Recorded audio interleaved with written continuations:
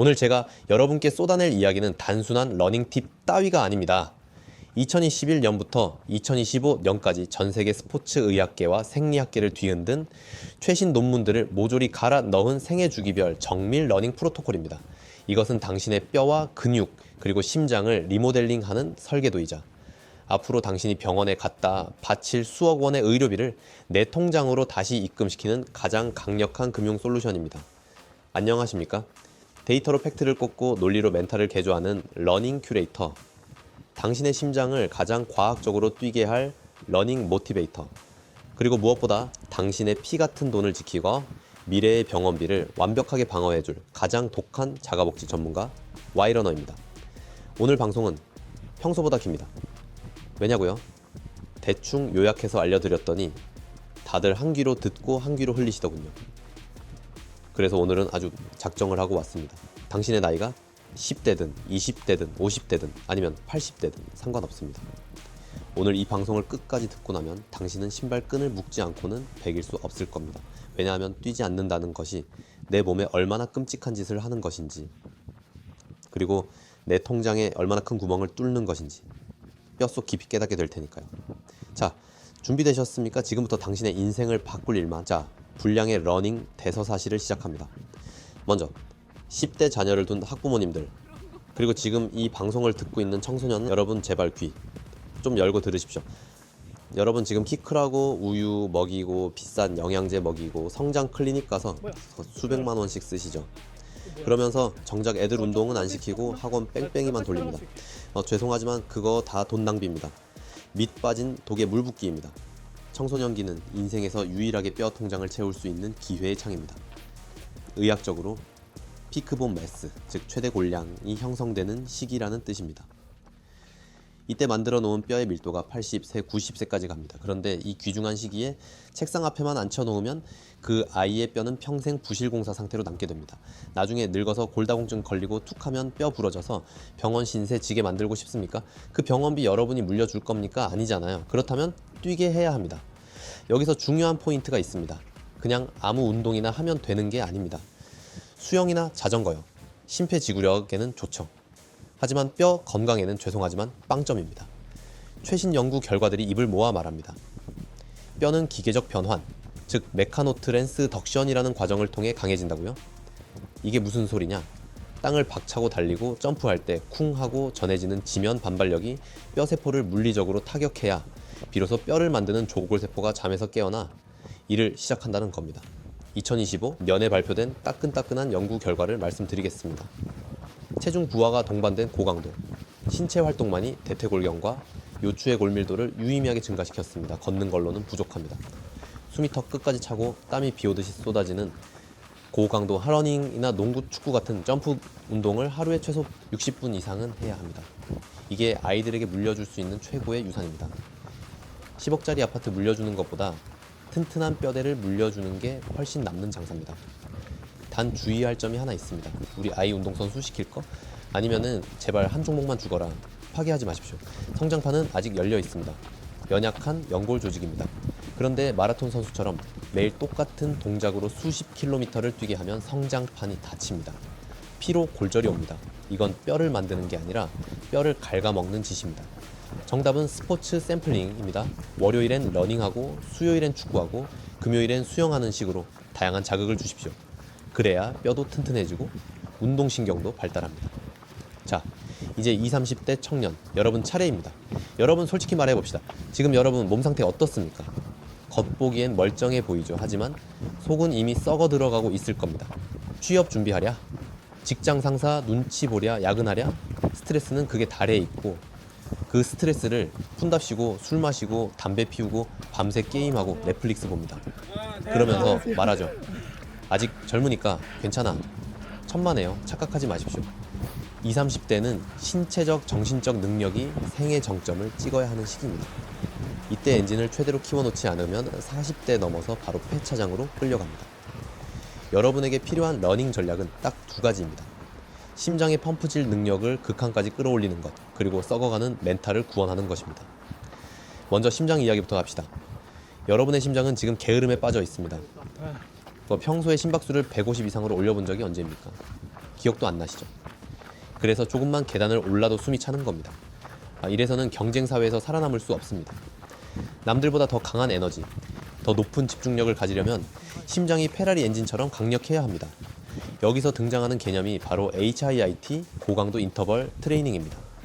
최신 메타 분석 논문들이 아주 강력하게 추천하는 방식입니다. 방법은 간단합니다. 죽을 것 같이 4분을 뛰십시오.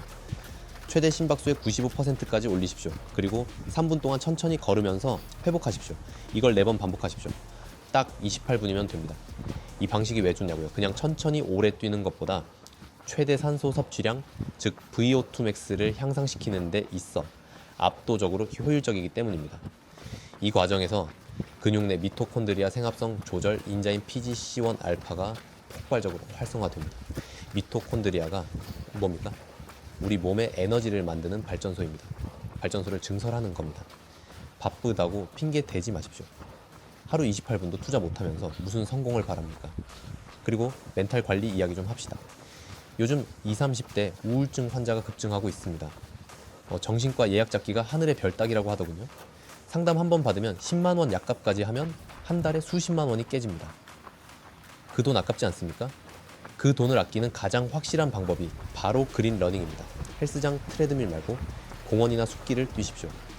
2024년 연구 결과에 따르면 자연 속에서 달릴 때 우리 몸의 스트레스 호르몬인 코르티솔 수치가 뚝 떨어지고 뇌유래신경 영양인자, 즉 BDNF가 분비됩니다. 이 BDNF가 뭐냐? 뇌세포의 먹이이자 천연 항구울제입니다. 우울하고 불안할 때 방구석에 처박혀 있으면 더 미칩니다. 신발 신고 나가서 숲 냄새 맡으면서 달리십시오. 그게 여러분을 살리고 여러분의 지갑을 살리는 유일한 길입니다. 자, 이제 인생의 허리, 40, 50대 중년 여러분 긴장하십시오. 지금부터가 진짜입니다. 솔직히 말해서 여러분 몸 예전 같지 않으시죠? 거울 보면 배는 나오고 팔다리는 가늘어지고 자고 일어나도 개운하지가 않습니다. 건강검진 받으면 고혈압, 당뇨, 고지혈증, 주의 단계라고 빨간불 들어오죠. 갱년기도 오고 인슐린 저항성도 높아져서 대사증후군이 문 앞까지 찾아왔습니다. 이때 많은 중년분들이 가장 큰 실수를 저지릅니다. 무릎 나갈까봐 러닝을 포기하는 겁니다.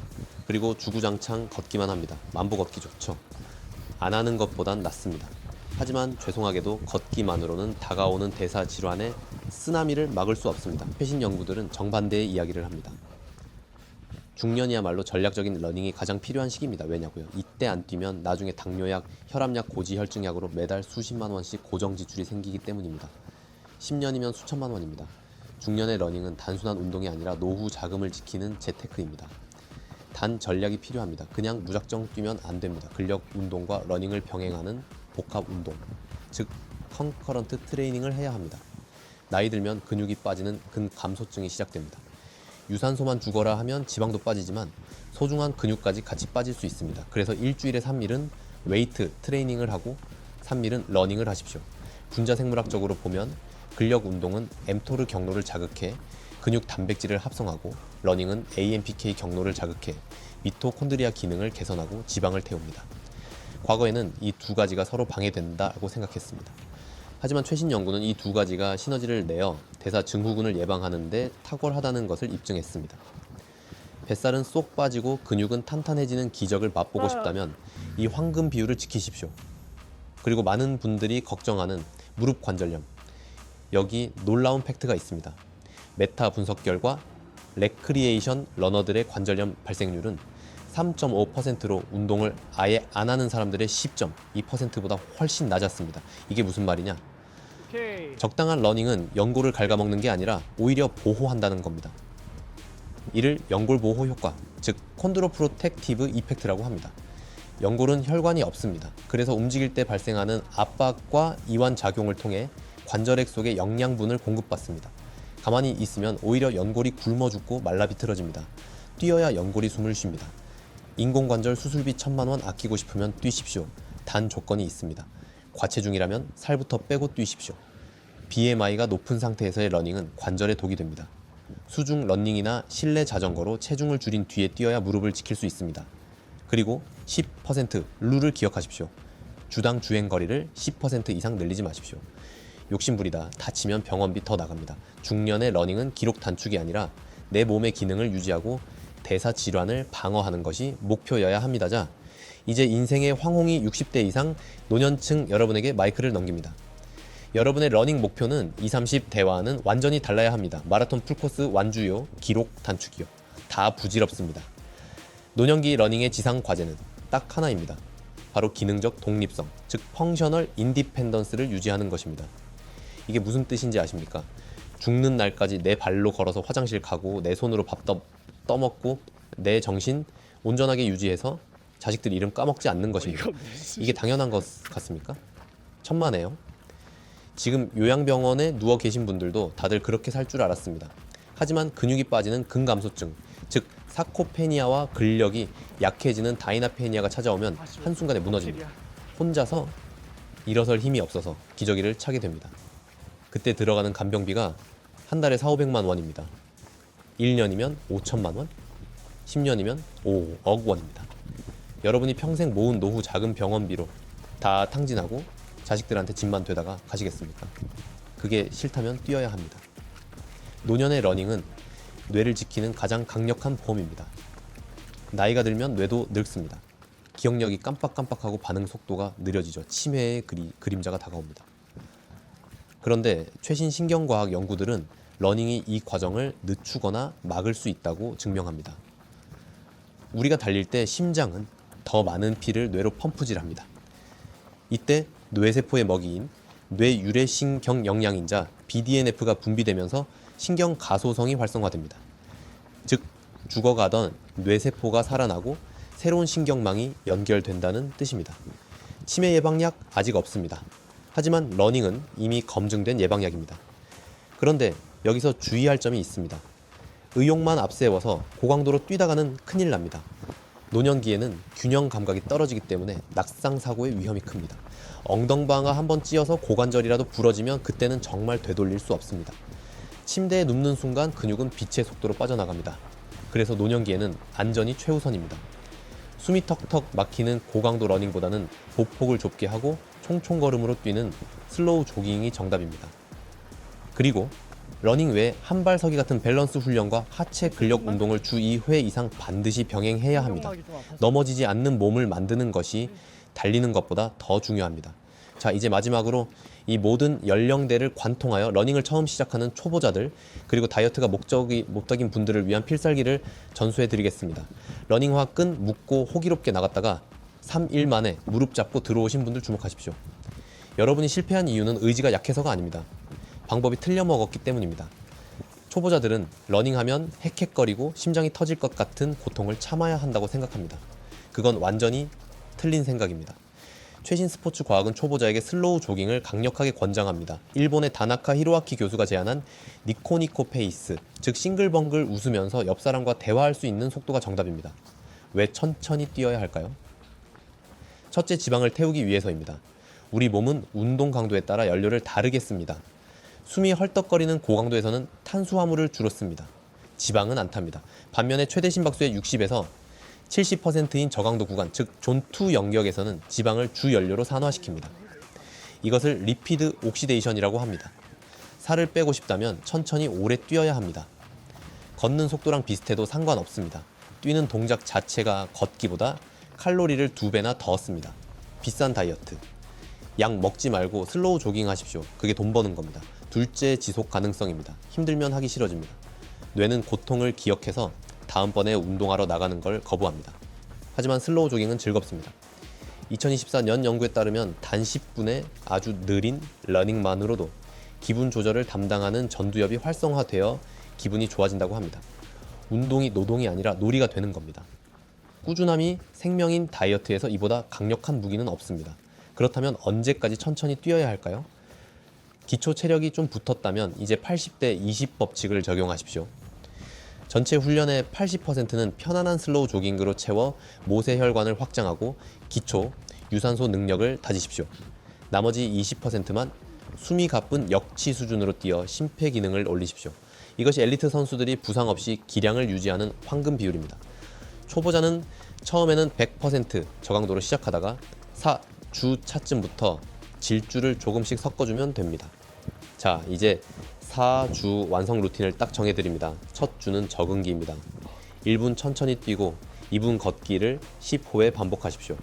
절대 숨차면 안 됩니다. 둘째 주는 3분 뛰고 2분 걷기를 6호에 반복하십시오. 셋째 주는 5분 뛰고 2분 걷기를 5호에 반복하십시오. 넷째 주는 20분 연속으로 뛰고 중간에 3분 걷고 마지막에 15초씩 3번 빠르게 질주하십시오. 이 루틴대로만 하면 한 달 뒤에는 30분을 쉬지 않고 달리는 러너가 되어 있을 겁니다. 장담합니다. 여러분, 러닝은 과학입니다. 무턱대고 달린다고 건강해지지 않습니다.